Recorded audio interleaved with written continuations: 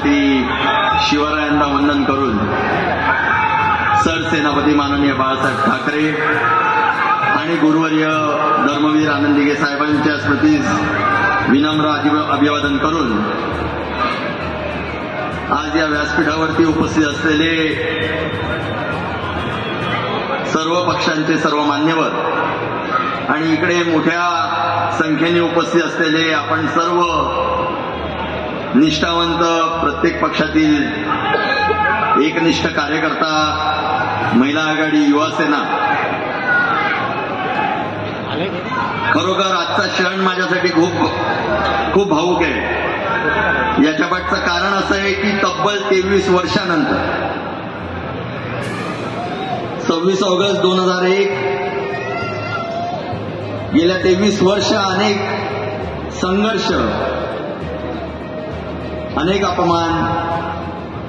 सहन करून आज वंदनीय बाळासाहेब आणि धर्मवीर आनंद दिघे साहेबांच्या पुण्याईमुळे जो विश्वास सन्माननीय उद्धव साहेब, आदित्य साहेब, महाविकास आघाडीतील सर्व वरिष्ठ नेत्यांनी माझी जी उमेदवारी जाहीर करून माझ्यावरती ठेवला, खऱ्या अर्थाने मी त्यांचे आभार मानतो. आणि या 147 कोपरी 5 पाखाडीमध्ये उमेदवारी जाहीर झाल्यावर थोडंसं 3 वर्ष पाठी जाऊया की या संघर्ष काळामध्ये सन्माननीय उद्धव साहेबांनी खऱ्या शिवसेनेबरोबर उभं राहिल्यावरती ज्या पद्धतीचा अत्याचार, ज्या पद्धतीच्या चुकीच्या केसेस, ज्या पद्धतीचे आमच्या कार्यकर्त्यांवरती झालेले सगळे चुकीचे प्रकार हे बघता ते कार्यकर्ते, ते वरिष्ठ सगळे पदाधिकारी, सगळ्या महिला आघाडी हे कुठेही हटले नाही.